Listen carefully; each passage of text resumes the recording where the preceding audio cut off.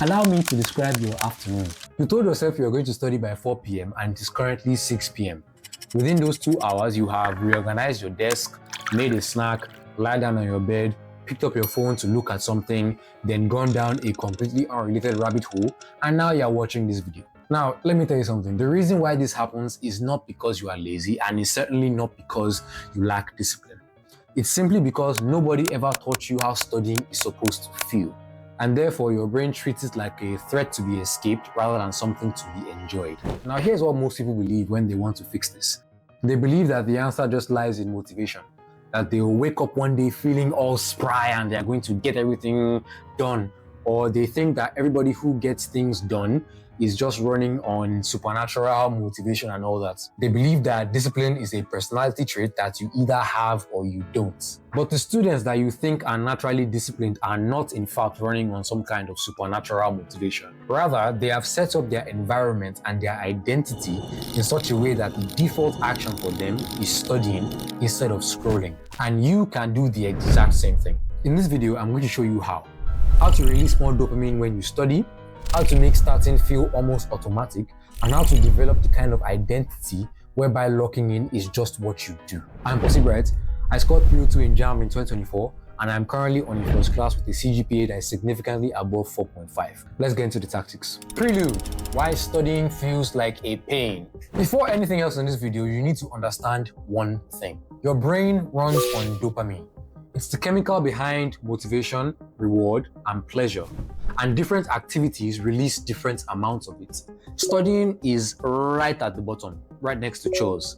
Eating snacks and music are a little bit higher, and your phone, along with drugs, pornography, and a bunch of other bad habits, are somewhere right at the top.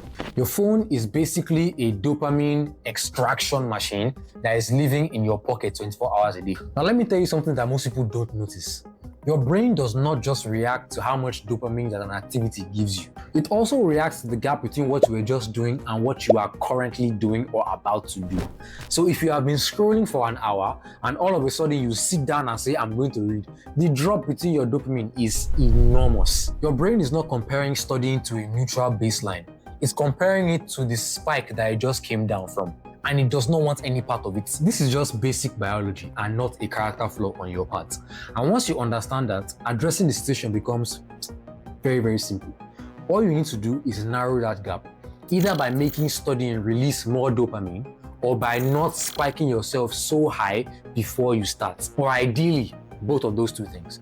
And every tip in this video does at least one of those two things. The real reason you procrastinate and never start is not laziness. It's because your brain is looking at that 3-hour study session that you want to start and then deciding, hell nah, I'm not doing that. Like I said earlier, it wants no part in it. So what are you going to do? Lie to it. Basically, tell yourself that instead of studying for 3 hours, you're going to read just one topic or solve just one question or just spend 10 minutes on a single page. When you do that, your brain relaxes because it's no longer signing up for a marathon, but rather just a short sprint. Therefore, the threat is gone and you can easily just sit down and start. And then you keep going. Because starting is the hard part. Once you are actually in it, the resistance almost disappears. And what initially felt like the hardest thing in the world to start suddenly becomes something you do not want to stop. And you've experienced this before. You've sat down to try and do one thing for a short period of time, then you look up and 4 hours have gone by. The trick here is to never negotiate with your brain for a full session. Just convince it that you're going to do just one small thing and then let momentum carry you the rest of the way. Practically, what you can do before you sit down is to take a sticky note or just a small page, then write down the smallest possible thing that you could possibly do in this study session. You can write something like read page 23 instead of study biology. You're reducing the mountain to a molehill, and everything you do after that is a bonus. This works every single time, but the next tip is what actually changes who you are as a student and not just how you behave on a given afternoon. Point dose. Brainwash yourself. Your behavior follows your identity and not your goals, and certainly not your timetable. Your identity and your identity alone. Look, if somewhere in your head you have decided that you are not a school person and that studying is boring, then every time you sit down, your brain is going to go into a frenzy and going to try to look for the nearest exit every single time, Why? Because it's trying to remain consistent with who it thinks you are. That's just how life and your brain works. So here's what you're going to do. You're going to start telling yourself that you enjoy studying, that you are a first-class student, that you are a top student. You're going to say it out loud to yourself. And I promise you, it's going to feel ridiculous, but we don't give a say it anyway. The psychology behind this logic is very, very simple. Your brain cannot hold two contradictory beliefs at the same time. So when you start telling yourself, I enjoy studying, I like reading, it starts to look for evidence to back it up. It looks at all those moments where something suddenly made sense to you. You got a question right, and you just felt like, yes, I feel smart. And then it starts to file those moments as confirmation. Now let's take it a bit further.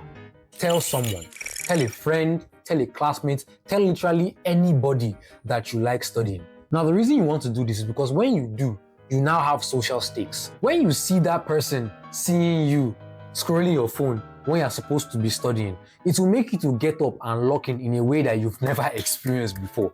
Why? Because your identity demands it, your vision demands it, and the reputation that you have built in front of that person demands it. Now let's take it even further. You need to curate your feed deliberately. Follow study creators on YouTube, on Instagram, on TikTok, even on Twitter if they do that there. Now this works because when your entire timeline is people who are studying and getting results and building that academic journey and life that you want, that becomes your brain's reference point for what is normal. And you begin to absorb that identity passively. And that's exactly why being here matters. Because this YouTube channel and the videos I post are designed specifically for students who want to be better. So if you've not subscribed yet, do it now. Because like I said, this channel is built for that person who wants to be better. And while you are doing that, a like would really be appreciated. Point 3. The XP system or gamification. The problem with studying is that the payoff is always at the end. You study for 2 hours for 6 weeks, and then the reward, that is the grades and the validation and the gifts your parents promised you, are long weeks away. And your brain is genuinely bad at waiting that long. So you have to bring that reward forward. And we do that using the XP system. Here's how it works. Before you begin your session, assign point values to your study tasks. Reading 10 pages can be 50 XP, and completing a past paper can be 200 XP. A flashcard review session can also be something like 75 XP. You set the values based on how demanding each task is. Then you set a daily target, something like 300 XP for the day. And when you hit that number, you unlock a predefined reward. You must decide the reward before you start though, not in the moment. Because in the moment, your discipline is at its lowest. And if you do it then you negotiate yourself into something that you don't deserve, and we don't want that. So what you're going to do, you're going to write down on a single page, when I hit 300 XP today, I'm going to watch 300 episodes of Boku no Pico. And then you hold yourself up to it. I know what you are. But there is one rule that you must follow. Your reward cannot be your phone. You are not allowed to make your reward your phone. Why? Because when you pick up your phone mid-study session, you are flooding your brain with dopamine, and when you come back, it crashes again. So let your reward be something you genuinely enjoy. Maybe a snack or going to go and disturb someone, which is my personal favorite reward. By using the XP system, your consistency becomes a game that you can play in real life. You can track it manually with pen and paper, or you can use an app called Habitica. Point Mary, the 90-minute sprint and your environment. After doing some research, I discovered that the brain naturally cycles between focus and recovery around every 90 minutes. For some people it's more, for some people it's less, but the average is 90 minutes. After that, your concentration is going to drop sharply, and pushing through is meaningless. It's going to produce almost nothing useful at all. So what you're going to do is that instead of trying to, be laborious and all that, you're going to structure your study sessions into sprints. You do 90 minutes of real locked-in work, which is an hour and 30 minutes. Then you take a 20 to 30 minute break, and then you take another 90-minute sprint if you need it. And when I say real break, I mean real break. Once again, no phone, no scrolling, take a walk, eat food, talk to somebody, disturb somebody. I'm begging you, disturb somebody. Your life will be, it's so sweet. Anyway, let your brain actually recover. Because if you spend your break on your phone, you are not recovering. You're just spiking your brain again before you have to focus. And that's a recipe for disaster. A simple trick you can do is that during your sprint, your phone should be physically somewhere else.